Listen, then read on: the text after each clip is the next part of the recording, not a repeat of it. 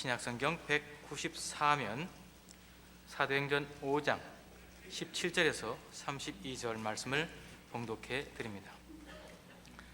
대제사장과 그와 함께 있는 사람, 즉 사두개인의 당파가 다 마음의 시기가 가득하여 일어나서 사도들을 잡아다가 옥에 가두었더니 주의 사자가 밤에 옥문을 열고 끌어내어 이르되 가서 성전에 서서 이 생명의 말씀을 다 백성에게 말하라 하며 그들이 듣고 새벽에 성전에 들어가서 가르치더니 대제사장과 그와 함께 있는 사람들이 와서 공회와 이스라엘 족속의 원로들을 다 모으고 사람을 옥에 보내어 사도들을 잡아오라 하니 부하들이 가서 옥에서 사도들을 보지 못하고 돌아와 이르되 우리가 보니 옥은 든든하게 잠기고 지키는 사람들이 문에 서 있으되 문을 열고 본즉 그 안에는 한 사람도 없더이다 하니 성전 맡은 자와 제사장들이 이 말을 듣고 의혹하여 이 일이 어찌 될까 하더니 사람이 와서 알리되 보소서 옥에 가두었던 사람들이 성전에 서서 백성을 가르치더이다 하니 성전 맡은 자가 부하들과 같이 가서 그들을 잡아왔으나 강제로 못하면 백성들이 돌로 칠까 두려워함이더라. 그들을 끌어다가 공회 앞에 세우니 대제사장이 물어 이르되 우리가 이 이름으로 사람을 가르치지 말라고 엄금하였으되 너희가 너희 가르침을 예루살렘에 가득하게 하니 이 사람의 피를 우리에게로 돌리고자 함이로다. 베드로와 사도들이 대답하여 이르되 사람보다 하나님께 순종하는 것이 마땅하니라. 너희가 나무에 달아 죽인 예수를 우리 조상이 하나님이 살리시고 이스라엘에게 회개함과 죄 사함을 주시려고 그를 오른손으로 높이사 임금과 구주로 삼으셨느니라. 우리는 이 일의 증인이요 하나님이 자기에게 순종하는 사람들에게 주신 성령도 그러하니라 하더라. 오늘 사도행전 5장에서 보는 이 놀라운 사건, 이 사건은 그것이 놀랍다고 표현되는 이유가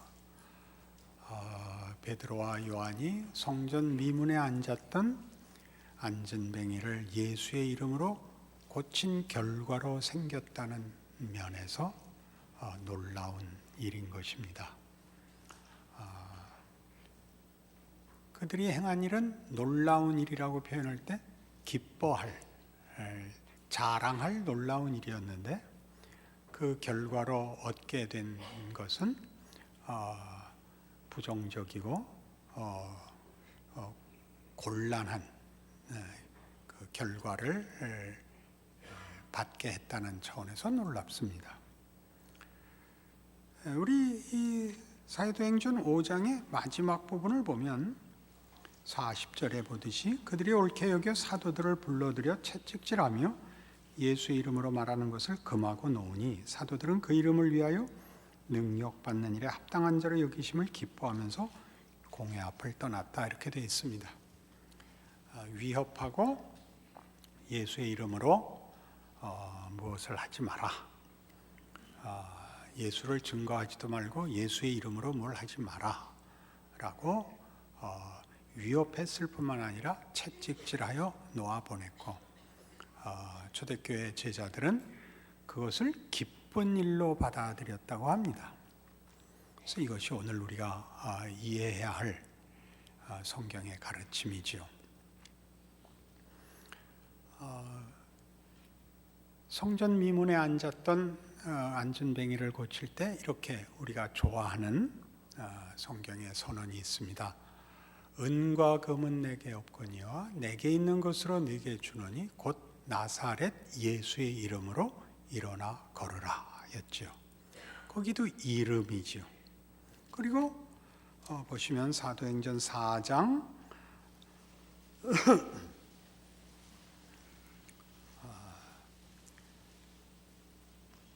8절 보시면 이에 베드로가 성령이 충만하여 이르되 백성의 관리들과 장로들아 만일 병자에게 행한 착한 일에 대하여 이 사람이 어떻게 구원을 받았느냐고 오늘 우리에게 질문한다면 너희와 모든 이스라엘 백성들은 알라. 너희가 십자가에 못 박고 하나님이 죽은 자 가운데서 살리신 나사렛 예수 그리스도의 이름으로 이 사람이 건강하게 되어 너희 앞에 섰느니라. 여기도 이름이 나옵니다. 17절에 가시면 이것이 민간에 더 퍼지지 못하게 그들을 위협하여 이후에는 이 이름으로 아무에게도 말하지 말게 하자 해서 21절에 관리들이 백성들 때문에 그들을 어떻게 처벌할지 방법을 찾지 못하고 다시 위협하여 놓아주었다 이렇게 되어 있습니다. 5장 오늘 우리가 본 본문에 의하면 28절에 보듯이 이르되 우리가 이 이름으로 사람을 가르치지 말라고 엄금하였을 때 너희가 너희 가르침을 예루살렘에서 가득하게 하니 이 사람의 피를 우리에게로 돌리고자 함이로다. 베드로와 사도들이 대답하여 이르되 사람보다 하나님께 순종하는 것이 마땅하니라. 너희가 나무에 달아 죽인 예수를 우리 조상의 하나님이 살리시고 이스라엘에게 회개함과 죄사함을 주시려고 그를 오른손으로 높이사 임금과 구주로 삼으셨느니라 해서 28절의 싸움도 이 이름으로 무엇을 하지 말라고 했다에 대한 답을 합니다. 예수라고 하면 되는데 예수의 이름이라는 것이 강조됐느냐 하는 것입니다. 둘이 무슨 큰 차이가 있는 것은 당연히 아닙니다. 그러나 이 사도행전이 이름으로 자꾸 강조하는 데는 그만한 이유가 있습니다. 예수라는 이름은 예수라는 한 개인의 이름이지요. 성자 하나님이 인간의 몸을 입으시고 실존 속에 들어오신 역사적 사실. 어떤 역사적 사실?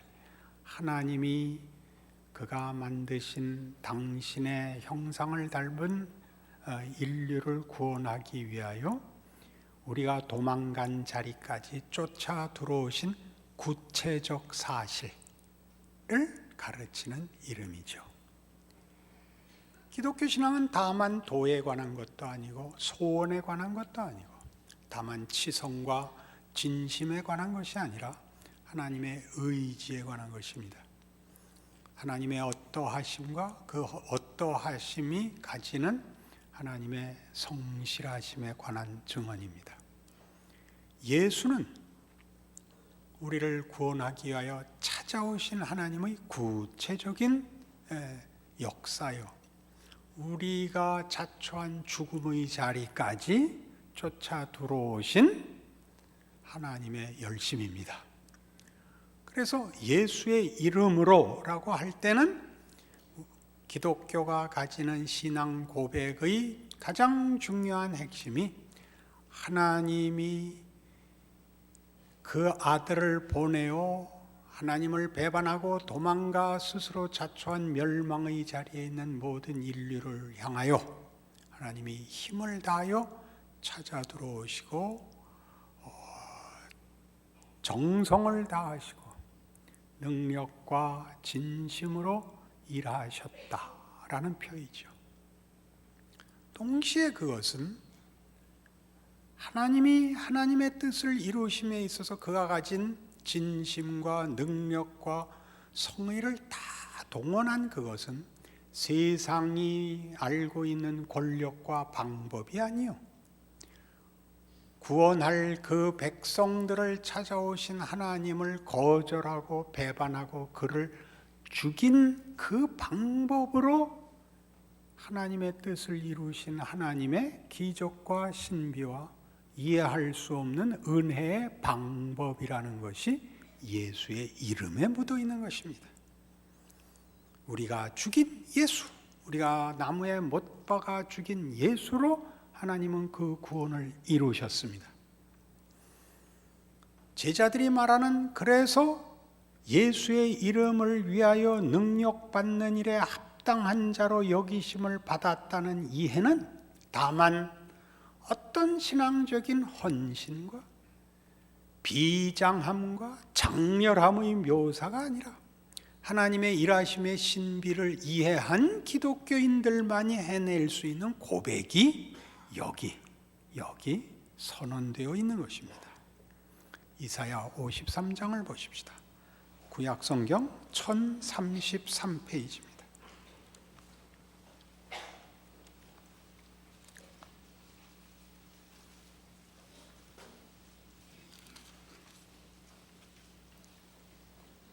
이사야 53장 1절 우리가 전한 것을 누가 믿었느냐?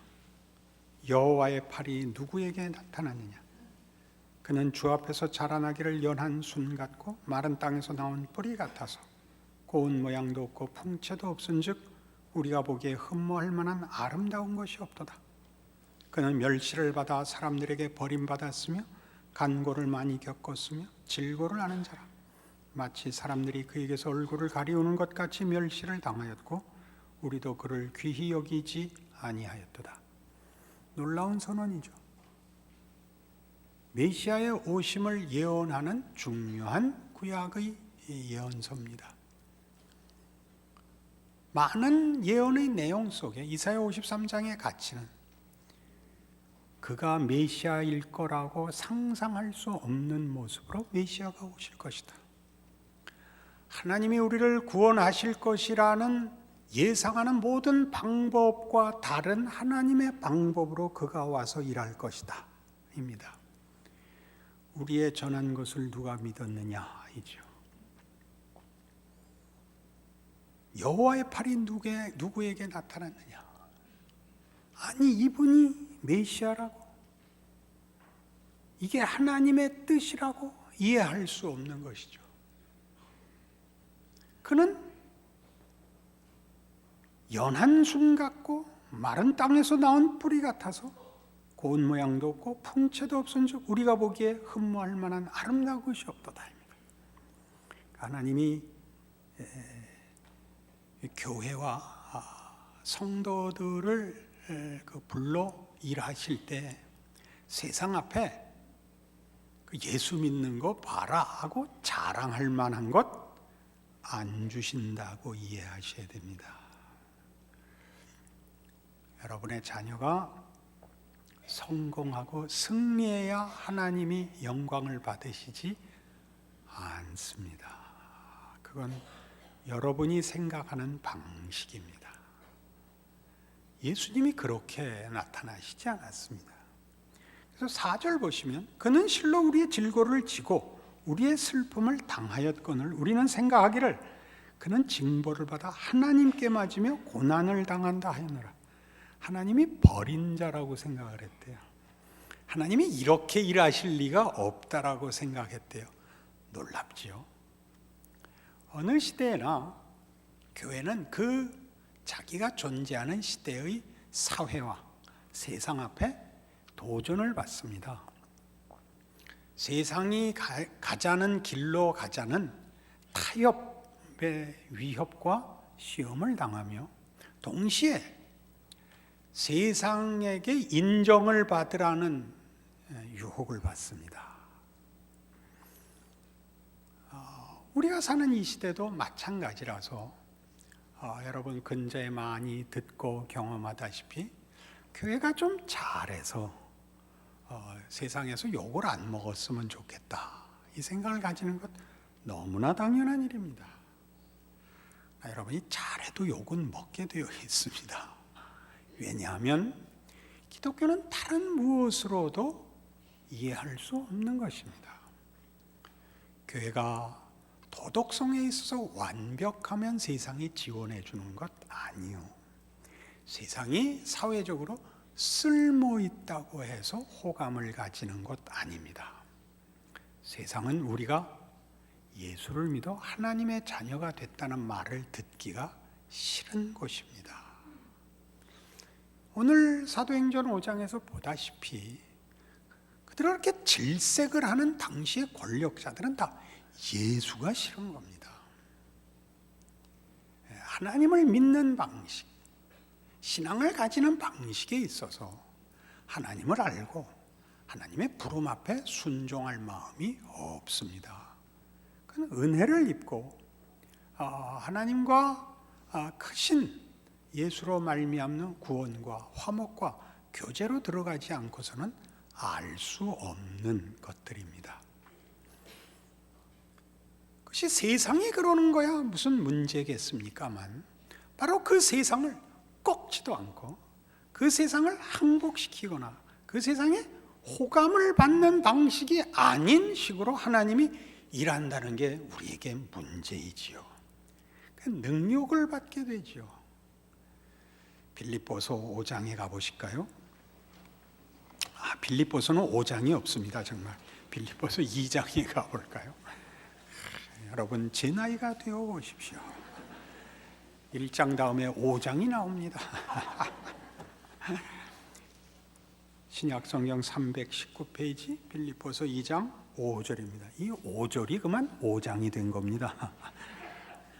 너희 안에 이 마음을 품으라. 곧 그리스도 예수의 마음이니 그는 근본 하나님의 본체시나 하나님과 동등됨을 취할 것으로 여기지 아니하시고 오히려 자기를 비워 종의 형체를 가지사 사람들과 같이 되셨고 사람의 모양으로 나타나서 자기를 낮추시고 죽기까지 복종하셨으니 곧 십자가에 죽으심이라. 이러므로 하나님이 그를 지극히 높여 모든 이름 위에 뛰어난 이름을 주사 하늘에 있는 자들과 땅에 있는 자들과 땅 아래에 있는 자들로 모든 무릎을 예수의 이름에 꿇게 하시고 모든 입으로 예수 그리스도를 주라 시인하여 하나님 아버지께 영광을 돌리게 하셨느니라. 여기 또 예수의 이름이 나오죠. 모든 무릎을 예수의 이름에 꿇게 하십니다. 무슨 일로 이 일이 결과됐다고요? 예수님의 순종.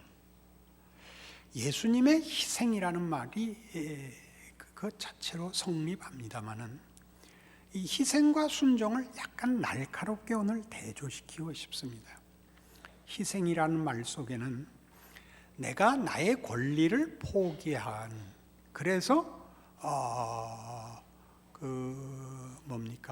손해를 자초하는 그런 가치가 크게 부각이 되죠. 그러니까 예수를 믿는 것은 희생하는 것, 헌신하는 것, 이렇게 해서 기독교의 가치가 이런 마땅한 권리, 당연한 권리를 포기하여 가지는 덕목으로 되는 것은 큰일 나는 일입니다. 예수님은 희생을 하신 것이 아니라 순종을 하셨습니다. 하나님이 요구하는 길로 가는 것입니다. 그게 희생의 길이었죠. 희생을 한 것이 가치가 있는 것이 아니라 순종을 한 것이 가장 중요한 핵심입니다. 우리 잘 아는 예수님의 겟세마네 기도였습니다. 아버지여 할만하시거든 이 잔을 내게서 비켜주시옵소서. 그러나 내 뜻대로 마옵시고 아버지의 뜻대로 하옵소서. 그게 순종의 길입니다. 그러니까 지금 오늘 보는 사도행전 5장에서 제자들이 고백하는 주의 이름으로 능력받는 일에 합당한 자로 여기심. 그러니까 그들이 능력받는 길로 인도함을 받은 걸 하나님의 부르심으로 인하여 순종하는 길로 이해하고 있지, 능력, 오해, 억울함 같은 것들은 문제가 아니라고 고백하고 있는 것입니다. 무엇 때문에요? 예수의 이름으로 강조된 이것, 하나님께서 예수를 보내어 우리의 거부와 반역과 모욕과 죽임을 감수하여 그것을 뒤집어 엎은 반전, 부활을 기억하기 때문인 것입니다. 이것이 없다면 기독교인들은 끊임없이 예수의 이름이 강조하고 있는 구체적인 하나님의 일하시는 방법, 자기를 거스르고 베푸는 은혜와 자비를 배반하고 오히려 선을 악으로 갚은 바로 그 방식을 끌어안아 만드시는 하나님의 기적, 그 은혜의 반전을 이해하지 못하게 됩니다. 우리의 진심, 우리의 소원, 우리의 믿음이 클수록 자기 방식을 고집하고 그 방식에 하나님 보고 힘을 더해달라는 기도만 하게 됩니다. 그것으로 사람들을 항복시키고 압도하려고 듭니다. 거기 예수는 없어집니다. 여기 있는 죽기까지 복종하신, 그리하여 십자가에 죽으신 순종, 오늘 본문식으로 얘기해요, 능욕을 살아야죠. 우리는 예수 믿고 나서 사실 적지 않이 당황하게 됩니다. 이 예수를 믿고 세상과 타협하지 않고 세상의 욕심과 세상의 이 유혹을 극복하고 하나님께 나를 의탁하여 말하자면 우리의 욕심을 버리고 하나님께 나를 바쳤는데 하나님 보상하시지 않는 것입니다. 제일 당황하는 거죠.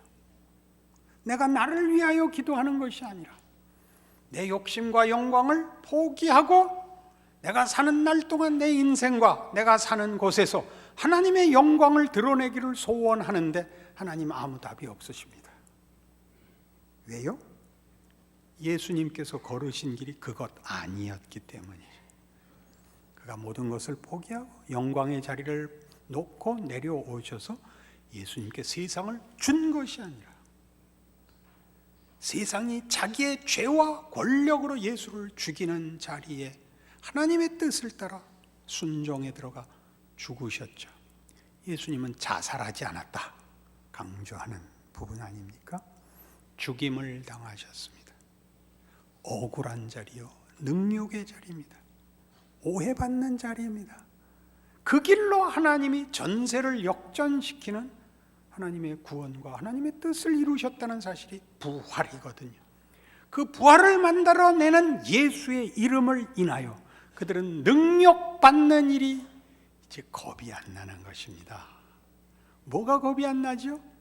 고통이 없어진다는 뜻도 아니요.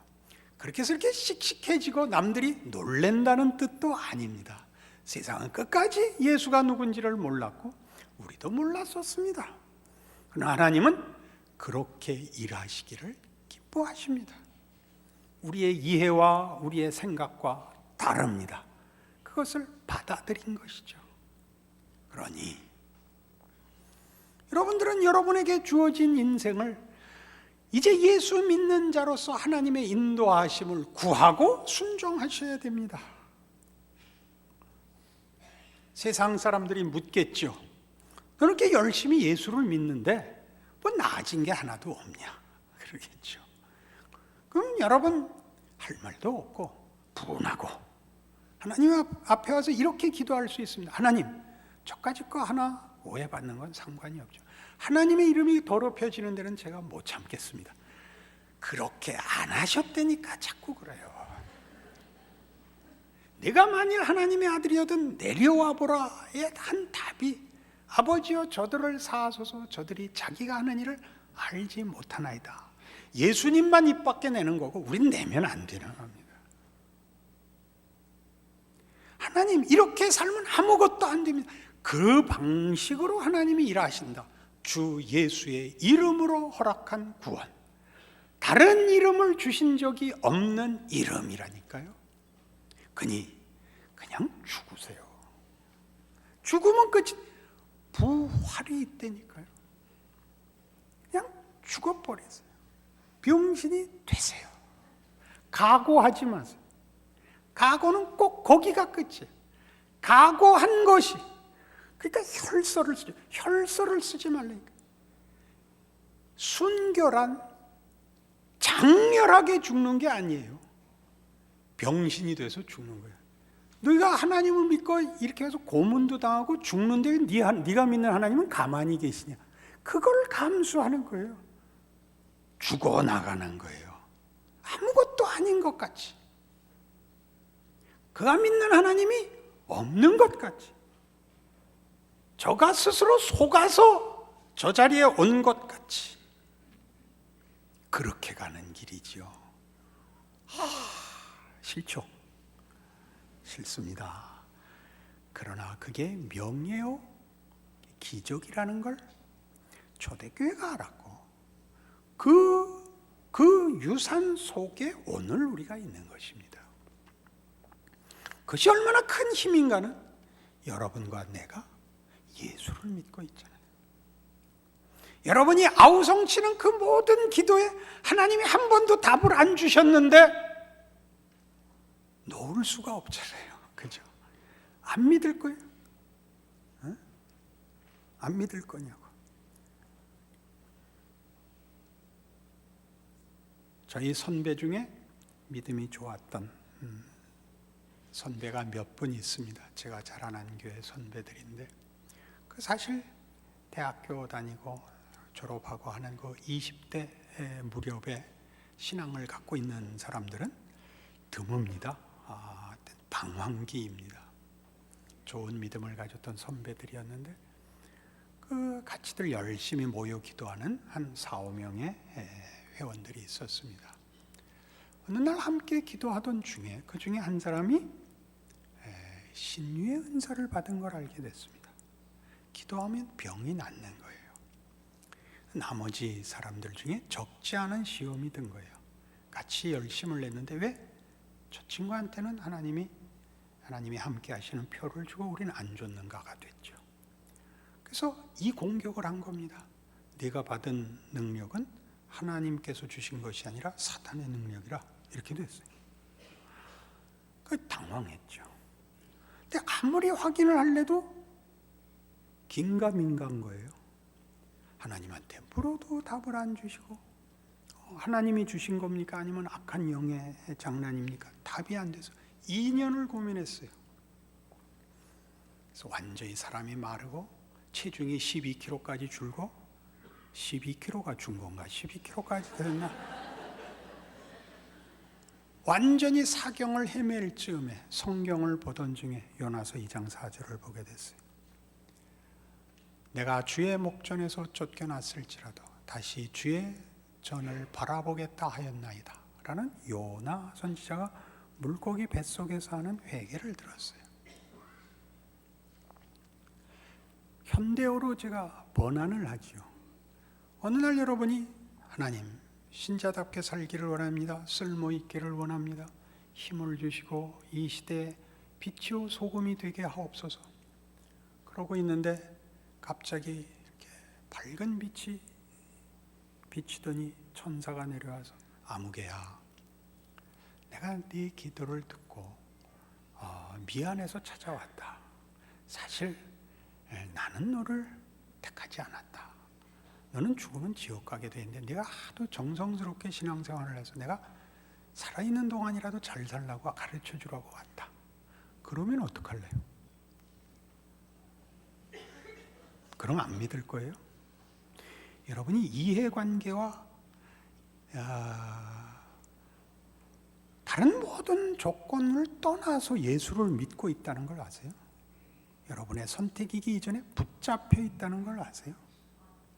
그 신비한 하나님의 붙잡으심 때문에 예수의 죽음이 여러분을 하나님의 자녀로 붙잡아낸 하나님의 방법이기 때문에 우리는 우리의 예수 믿는 데 대한 영광된 어떤 자랑스러운 뭐가 없습니다.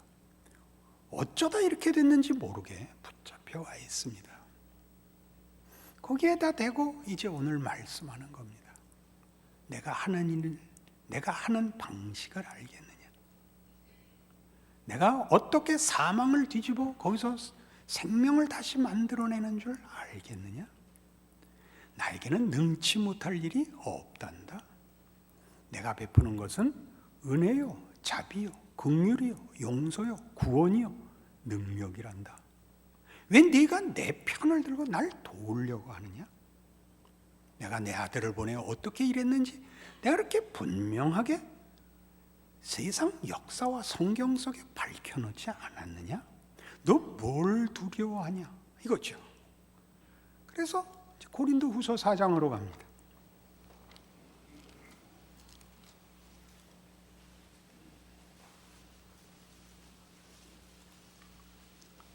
288페이지 신약성경 고린도후서 4장 7절입니다. 우리가 이 보배를 질그릇에 가졌으니 이는 심히 큰 능력은 하나님께 있고 우리에게 있지 아니함을 알게 하려 함이라.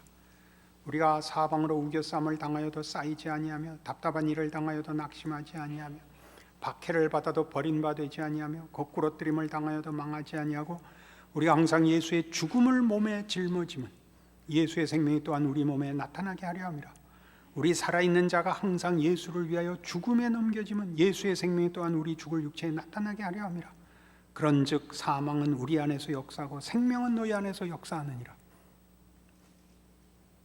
예수께서 그러신 것 같이 우리가 매일 사망에 넘겨진답니다.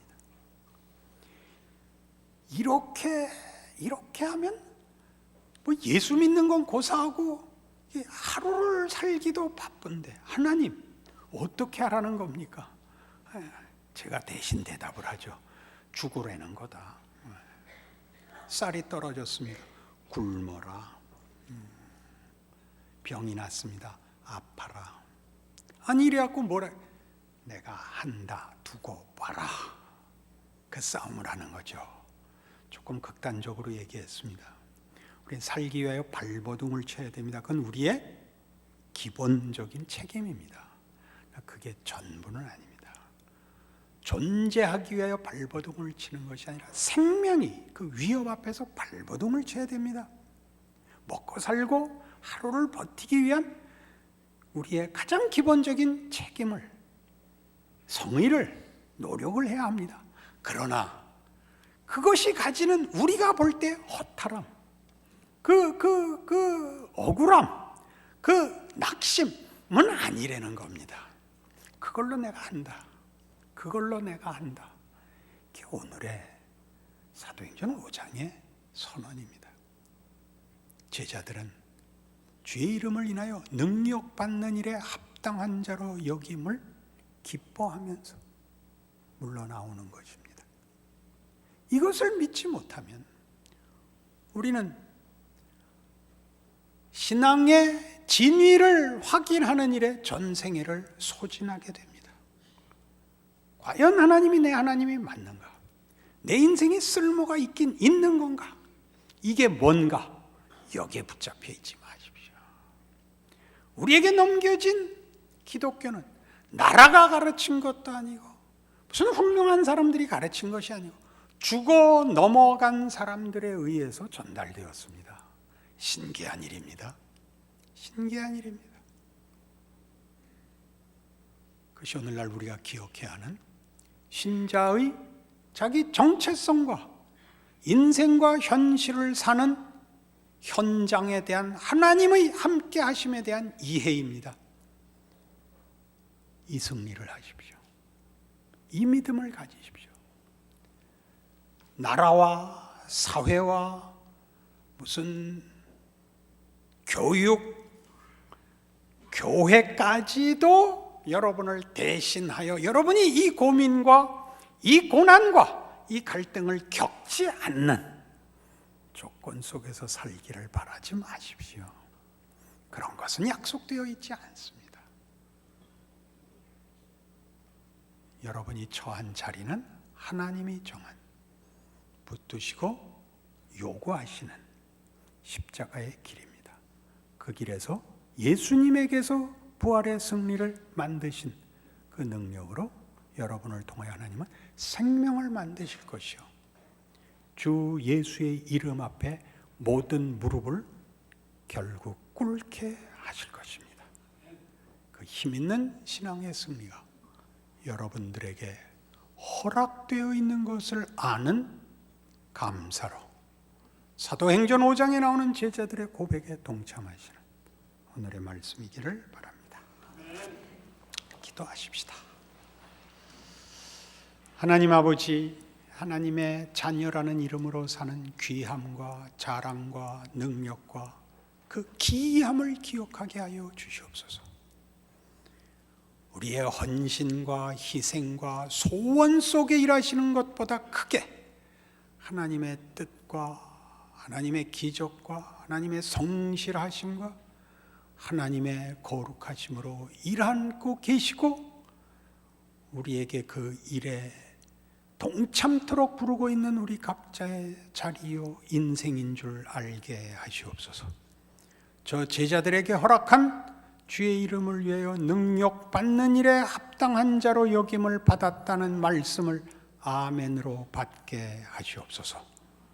지금은 우리 주 예수 그리스도의 은혜와 하나님 아버지의 극진하신 사랑과 성령님의 교통하심이 하늘 하나님을 아버지라 부르는 자의 명예와 자랑과 영광을 기억하고 주께서 부르시는 삶을 순종으로 충성하리라 약속하고 돌아가는 심령들 위해 영원토록 함께 있을지어다.